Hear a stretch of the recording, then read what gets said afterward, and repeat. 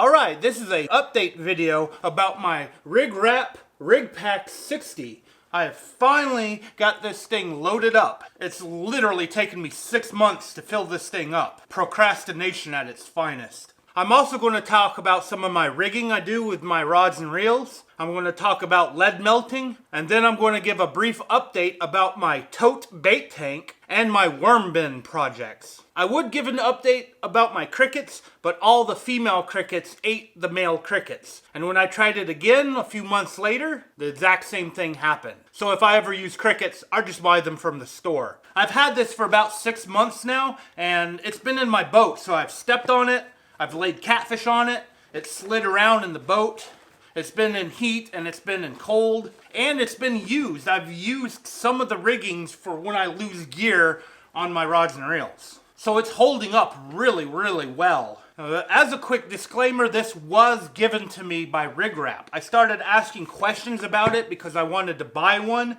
and he offered to just send me one. Now I don't have anything on this outside pocket yet. I can't think of what to put there. If you guys have an idea what I should be keeping in this outside pocket, leave a comment below. Now in this top part, I've got my leader line. This is 50-pound big game leader line, monofilament. I've got just random stuff up here. Whisker seeker rattles. I got some silicone pouches. This helps keep the metal from rusting. The hooks and stuff. Extra swivels. Extra rubber beads. This is to keep the knots on the swivels good. When the sinker slide hits the knot, it will hit this instead. I got some small hooks. I really like these 1/0 Team Catfish double action circle hooks. These are great for pond catfish. And I do have some mustad hooks too. I got this contraption I got from Hooker's Terminal Tackle. It's a snelling tool, but I have trouble snelling hooks with this. I keep it in here anyway, just in case I ever need to use it. The RigRap ceramic scissors. I really like these. These cut braid incredibly well. I got my straw in a RigRap container. This is for straw snelling my hooks. And this is a sabiki rig. These things are perfect for sabiki rigs, these little yellow RigRap boxes. You'll probably notice that I'm sweating. It's actually about 90 degrees outside, so it's 100 degrees in here. So it's a little bit hot. Now RigRap gave me this tool too. I don't know what to do with it. I know it cuts line and does some other stuff. But I don't know, I don't use it. Now this is kind of bulky, this leader line to put up here. It really like pushes out the box. I found that you can put a whole roll of big game in this side compartment. This is only 40 pound. I like using 50 pound as leader line, but I put this in here just to put it here. This is the line that's on my bank fishing combo, the big 12-foot longitude rod. This could still be used as leader line, and when I run out of the 50 pound, I'm just going to start using this, or I'll buy a roll of 50 pound of this instead of that bigger spool. And the side here, I have a yellow and 2 oranges. I actually bought a big box of these oranges at the Catfish Conference. It cost me a pretty penny, but as you can see, I've got all orange in here. When he gave me this box, it had yellows and oranges, and I needed more oranges, so I decided just to buy a big box of them. I got an orange full of big swivels. It's got a silicone packet in there. And I got an orange that's full of the RigRap Easy sinker slides. And beads. More beads are in here. This is just backup stuff. And then I've got a bunch of Team Catfish 1/0 hooks pre-snelled in this little yellow one. I have a special purpose for this that I might talk about sometime in the future. So be sure to subscribe to my channel. You never know what my next video will be. And by special purpose, very special purpose. Now what I have here, I have the top 2 rows are my just big catfishing rigs. So this is a 8/0 Team Catfish double action circle hook, snelled to a big 1 or 2/0 swivel, a RigRap Easy sinker slide, and a bead. Because usually when you lose gear, you lose it all. And then a sinker that I made myself. And I've actually painted it white, and then I painted it with the glow-in-the-dark paint that I have left over. So I've got a bunch of glow-in-the-dark sinkers in the box right now. They don't glow that incredibly well. I just figured I'd do it just to do it. Now, I did say earlier I was going to talk about melting lead. Melting lead is a little bit on the dangerous side. I don't recommend it unless you know what you're doing. One of the myths of lead melting is that you breathe in lead vapors. You really don't unless you boil the lead. And it takes incredibly hot temperatures to boil lead. And I have seen lead boil before. All you need is cedar wood or other wood that burns really hot. If you create a campfire like they did in the olden days to melt lead using their cookware, you don't want to use cedar. You want to use other wood to melt the lead. If you're using like wheel weights or radiology equipment, using that lead, you want to flux it. So you take the lead, you melt it, then you put sawdust or candle wax into the lead and let it burn off. Do that a couple of times, that fluxes the lead. And I would recommend doing that in like an iron skillet or iron bowl, cast iron bowl. And then put in some kind of mold and then let it cool off. Make sure it's as small of a mold as possible. And then go out, buy one of those round pots you can get at like Bass Pro Shops. It's a lead melting pot. You put the lead in there, you melt it, and then you just lift a little handle and put it into your mold. It's easier to use and less likely that you'll get burned.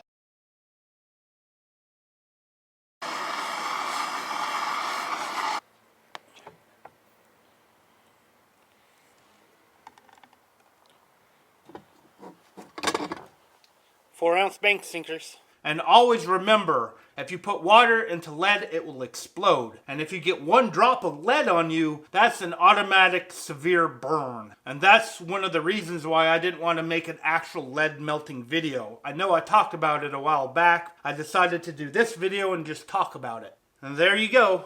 That is a trophy catfishing rig ready to rock and roll. There's 18 of them in here. Now on the bottom row, I have a couple of channel catfish rigs with 1-ounce sinkers. I think these are 4/0 mustad hooks. I have more 1-ounce weights. I got more 4-ounce weights. And I've got some 5-ounce weights if I ever need them. The 4-ounce and the 5-ounce are just bank sinkers. And then I've got some special rigs here. 1, 2, 3, 4, 5. 5 really special rigs. These are for bottom bouncing. This is a B&M bumping swivel. The same company that has made the 4 rods that I use on my boat. B&M Silver Cat Magnum rods. This is a B&M bumping swivel. And what I've done here, I've got a short leader to a Team Catfish double action circle hook,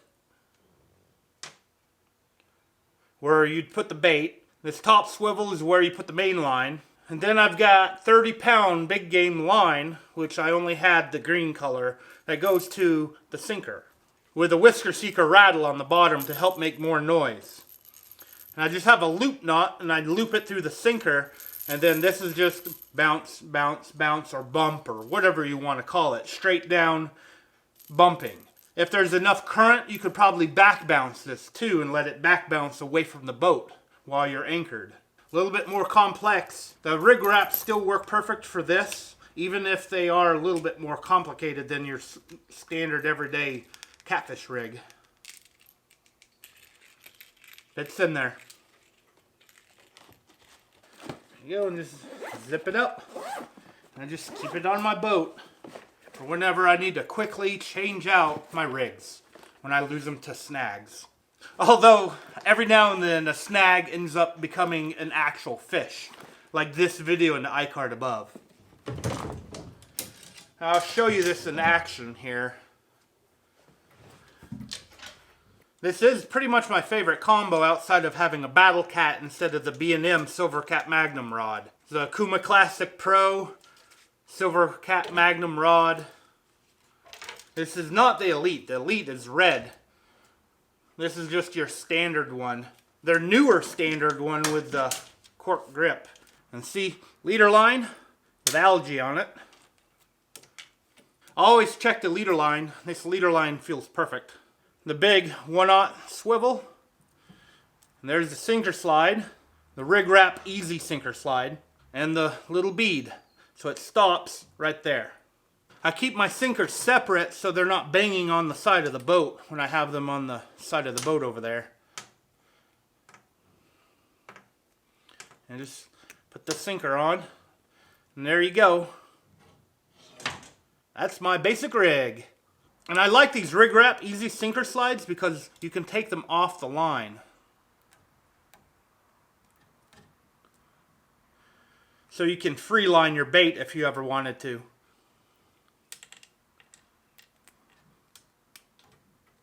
They go on and off pretty quick. You do have to pull it up in there and there we go. That makes it slide. The sinker slide is actually good if you get all tangled up too. Take the sinker slide off. You don't have to deal with anything on the line while you're getting out of a tangle. These are great combos.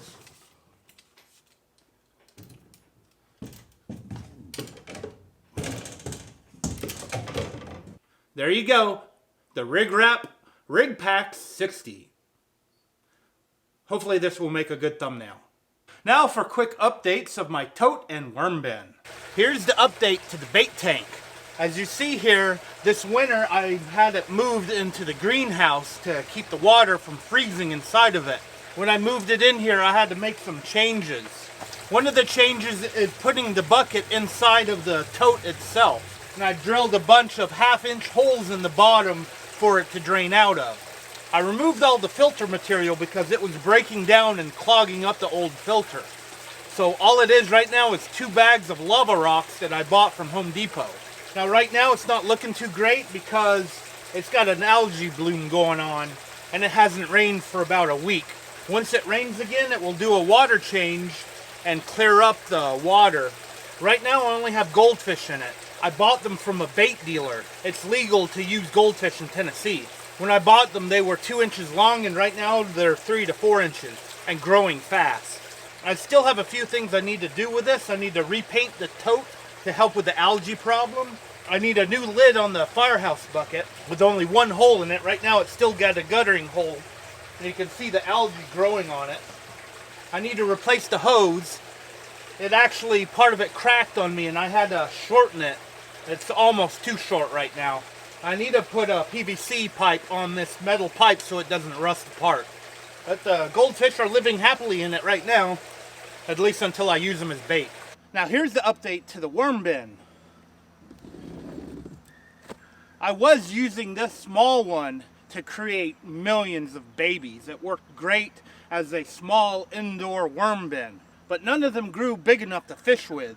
So what I ended up doing is just using a tote and dropping them into a normal tote. They grew like crazy. I was actually surprised. I never made a video on it, but they did great in a normal tote. So what I've done, I've taken the normal tote idea and I went bigger. I went with bricks and then a tarp. And on the inside is where you put all the composting stuff for the worms. Now I'd say eventually this will become a snake pit.